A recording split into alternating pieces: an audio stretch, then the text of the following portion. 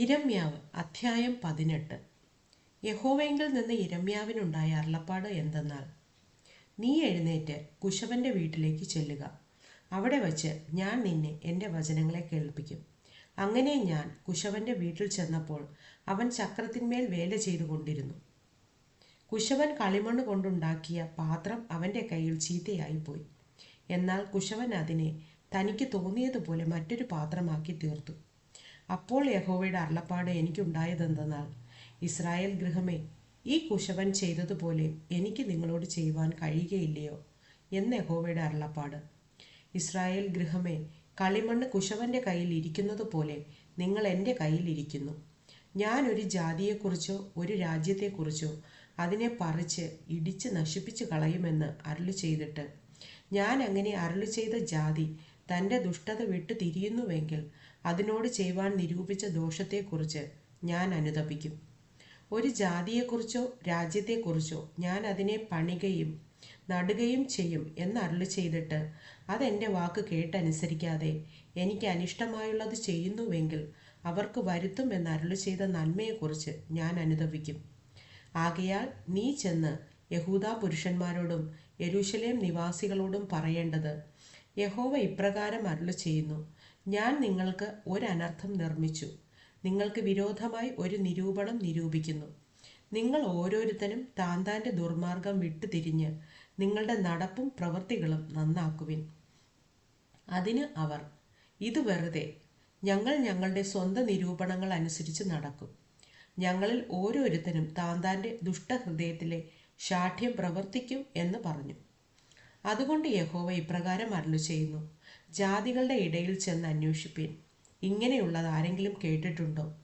Israel കന്യക അതിഭയങ്കരമായുള്ളത് ചെയ്തിരിക്കുന്നു. ലെബാനോനിലെ ഹിമം വയലിലെ പാറയെ വിട്ടുപോകുമോ? അന്യദേശത്തു നിന്ന് ഒഴുകി വരുന്ന തണുത്ത വെള്ളം വറ്റിപ്പോകുമോ? എൻ്റെ ജനമോ എന്നെ മറന്ന് മിഥ്യാമൂർത്തികൾക്ക് ധൂപം കാട്ടുന്നു. അവരുടെ വഴികളിൽ, പുരാതന പാതകളിൽ തന്നെ അവർ അവരെ ഇടറി വീഴുമാറാക്കി. അവർ നിരപ്പില്ലാത്ത വഴികളിലും പാതകളിലും നടക്കുന്നു. അവർ അവരുടെ ദേശത്തെ ശൂന്യവും നിത്യപരിഹാസവുമാക്കുന്നു. അതിൽ കൂടി കടന്നു പോകുന്ന ഏവനും സ്തംഭിച്ച് തലകുലുക്കും. കിഴക്കൻ കാറ്റുകൊണ്ടെന്ന പോലെ ഞാൻ അവരെ ശത്രുക്കളുടെ മുമ്പിൽ ചിതറിച്ചു കളയും.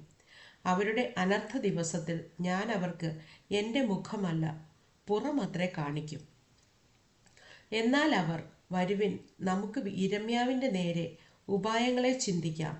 പുരോഹിതന്റെ പക്കൽ ഉപദേശവും ജ്ഞാനിയുടെ പക്കൽ ആലോചനയും പ്രവാചകന്റെ പക്കൽ അരുളപ്പാടും ഇല്ലാതെ പോകുകയില്ല. വരുവിൻ, നാം അവനെ നാവുകൊണ്ട് കൊന്നുകളക, അവൻ്റെ വാക്കൊന്നും നാം ശ്രദ്ധിക്കരുത് എന്ന് പറഞ്ഞു.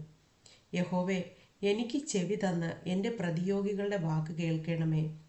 നന്മയ്ക്ക് പകരം തിന്മ ചെയ്യാമോ? അവർ എൻ്റെ പ്രാണഹാനിക്കായിട്ട് ഒരു കുഴി കുഴിച്ചിരിക്കുന്നു. നിന്റെ കോപം അവരെ വിട്ടുമാറേണ്ടതിന് ഞാൻ അവർക്ക് വേണ്ടി നന്മ സംസാരിപ്പാൻ തിരുമുമ്പിൽ നിന്നത് ഓർക്കണമേ. അവരുടെ മക്കളെ ക്ഷാമത്തിന് ഏൽപ്പിച്ചു, വാളിന് ഇരയാക്കണമേ. അവരുടെ ഭാര്യമാർ മക്കളില്ലാത്തവരും വിധവമാരും ആയി തീരട്ടെ. അവരുടെ പുരുഷന്മാർ മരണത്തിന് ഇരയാകട്ടെ. അവരുടെ യൗവനക്കാർ യുദ്ധത്തിൽ വാളിനാൽ പട്ടുപോകട്ടെ. നീ പെട്ടെന്ന് ഒരു പടക്കൂട്ടത്തെ അവരുടെ മേൽ വരുത്തിയിട്ട് അവരുടെ വീടുകളിൽ നിന്ന് നിലവിളി കേൾക്കുമാറാകട്ടെ. അവർ എന്നെ പിടിപ്പാൻ ഒരു കുഴി കുഴിച്ചു, എൻ്റെ കാലിന് കെണി മറച്ചു വച്ചിരിക്കുന്നുവല്ലോ. യഹോവേ, എൻ്റെ മരണത്തിനായുള്ള അവരുടെ ആലോചനയൊക്കെയും നീ അറിയുന്നു.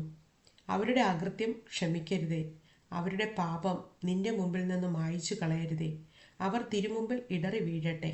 നിന്റെ കോപത്തിൻ്റെ കാലത്ത് തന്നെ അവരോട് പ്രവർത്തിക്കണമേ.